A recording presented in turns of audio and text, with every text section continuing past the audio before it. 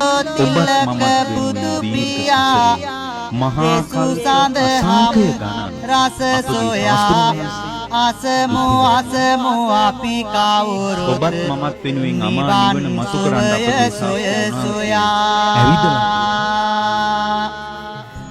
ඔබත් මමත් මේ දීර්ඝ සසරේ අනාථ වෙලා ඉපදෙමින් මැරෙමින් යන මේ ගෝර සංසාරයේ අනමරාත්ම දුක් විඳගෙන යනකොට භාග්‍යවතුන් වහන්සේ මනෝපර නිදාන වශයෙන් මහා කල්ප අසංඛ්‍ය වාස්පර නිදාන වශයෙන් මහා කල්ප අසංඛ්‍ය 7 එතනින් පස්සේ පාරමී ධර්මයන් පුරාගෙන මහා කල්ප අසංඛ්‍ය 4කුත් කල්ප ලක්ෂයක් ලස්සන හදවත් නැති මිතුරනි සැමට අභිසම්බුද්ධත්වයේ පිණිස දුර්ගේශ්වරී වලට ගිහින් ලස්සන භාග්‍යවතුන් වහන්සේ කඳු පන්ති අතර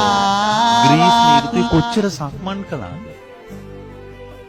මොනතරම් ග්‍රීස්මේ අපගේ භාග්‍යවතුන් වහන්සේ බෝධිසත්වවරයෙක් විදිහට ඇවිද්දාද ඇයි මේ සුන්දර අමා නිවන් සසර දුක නිමා කර ගැනීමේ පාර මා උදෙසා මතු කරන්න. ඉතින් මම දවස් දෙක තුනක් පොලිමකට වෙලා උන්වහන්සේ වෙනුවෙන් හිටගෙන හිටියට මක් වෙනවද? ඒක ඇතුලේ පින්වත්නි බුදුරජාණන් වහන්සේ නමක් සසර විඳපු දුකම දකින්න. සසර විඳපු දුකම දකින්න ඉවසීමෙන් බලාගෙන ඉන්න තමන්ගේ අවස්ථාව වෙනකම්